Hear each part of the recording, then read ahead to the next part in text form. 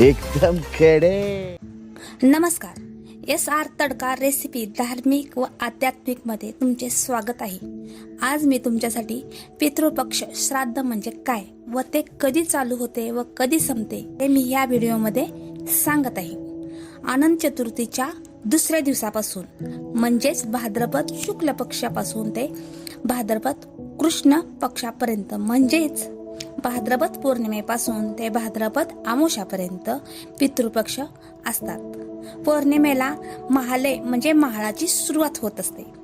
पौर्णिमेला राजे महाराजे यांचा महाळ असतो आणि सर्वसामान्य पूर्वज म्हणजे वडील, आजोबा, आजी, आई जे कुणी असेल ते ज्या तिथीला वारलेले असतात त्या तिथीला त्यांचे पितृपक्ष श्राद्ध घालावे। आता 2020 मध्ये 2 ऑक्टोबर पासून 17 ऑक्टोबर पर्यंत महालय म्हणजे पितृपक्षाचा कालावधी आहे। पितृपक्ष श्राद्ध म्हणजे जे पूर्वज आपले वारलेले असतात, ज्या तिथीला ते वारलेले असतात त्या तिथीला आपल्या घरी जेवायला येतात त्याला पितृपक्ष श्राद्ध असे म्हणतात। एकत्र कुटुंब असेल तर मोठ्या मुलाच्या हातून पितृपक्ष घालायचे असतात। ते जर कुटुंब विभक्त राहत असेल तर त्या घरातील प्रत्येक मुलाने पितृपक्ष श्राद्ध करावे। एखाद्या कुटुंबात वारलेल्या व्यक्तीला जर मुलगा नसेल, जर मुलगीच असेल तर त्या मुलीची इच्छा असेल तर मुलगी सुद्धा श्राद्ध किंवा महाळ करू शकते। तिच्या हस्ते पितृपक्ष श्राद्ध होऊ शकतो। असे नाही की हे श्राद्ध मुलानेच करावे तर मुलींनीही केले तरी चालतो, मुलींनाही तेवढाच अधिकार आहे। ज्या स्त्री सुवासिनी म्हणून ज्या वारलेल्या असतात त्यांचे पितृपक्ष श्राद्ध हे नवमीला करावे। काही जणांचे पूर्वज कोणत्या तिथीला वारलेले आहेत हे जर त्यांना माहीत नसेल तर त्यांचे पितृपक्ष श्राद्ध त्यांनी अमावस्याला करावेत। जर एखादी व्यक्ती वारलेली असेल तर प्रथम वर्ष त्याचे श्राद्ध व महाळ न करता चवक भरणी किंवा भरणी श्राद्ध करण्याची प्रथा आहे।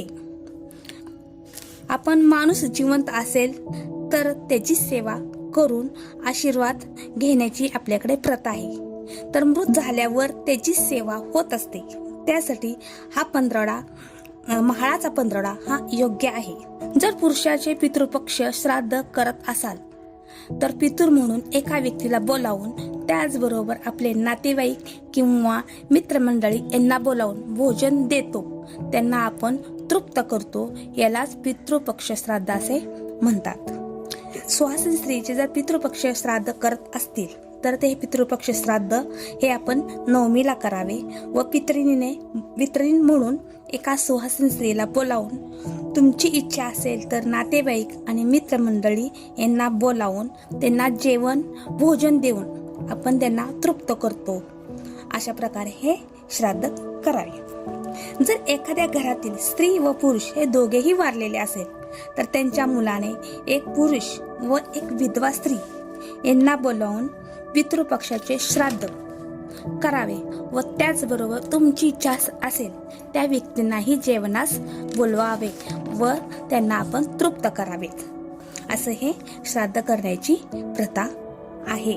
काही व्यक्तींच्या कुंडलीमध्ये पितृदोष असेल तर त्यांनी ह्या पितृपक्षाच्या 15 ज्या तिथीला महाळ आहे त्यावेळेस आपण आपले नातेवाईक किंवा मित्रमंडळी यांना जर अन्नदान केले, त्याचबरोबर कावळा, गाय, कुत्रा, मुंगी, गरजू व्यक्ती ज्यांना अन्नाची गरज आहे यांना जर आपण अन्नदान दिले तर आपल्या कुंडलीतील पितृदोष नाहीसे होतील व मृत व्यक्तीचे आशीर्वाद आपल्याला व आपल्या मुलाबाळांना मिळतील। हे जर आशीर्वाद मिळावेत व आपले जीवन सुखमय व्हावे असे वाटत असेल तर आपण हे पितृपक्ष श्राद्ध हे नक्की घालावेत। एखाद्या मृत व्यक्तीचा मुलगा असल्यास व तो जर पितृपक्ष श्राद्ध व महाळ तो जर घालत नसेल तर त्याची बहीण किंवा आई त्या व्यक्तीचे पितृपक्ष श्राद्ध घालू शकते।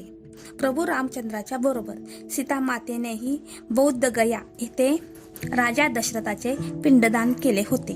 त्यामुळे ज्या मृत व्यक्तीचे मुले श्राद्ध व महाळ करत नसतील तर त्या घरातील स्त्रियांनी पितृपक्ष श्राद्ध व महाळ करण्यास काही हरकत नाही.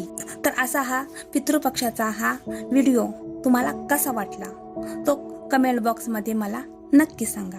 अजून तुम्हाला नवीन कोणती माहिती जाणून घेण्याची इच्छा आहे तर तेही मला नक्की सांगा. त्याचाही मी व्हिडिओ नक्की करेन. तर हा व्हिडिओ कसा वाटला तो मला कमेंट बॉक्समध्ये मला नक्की सांगा.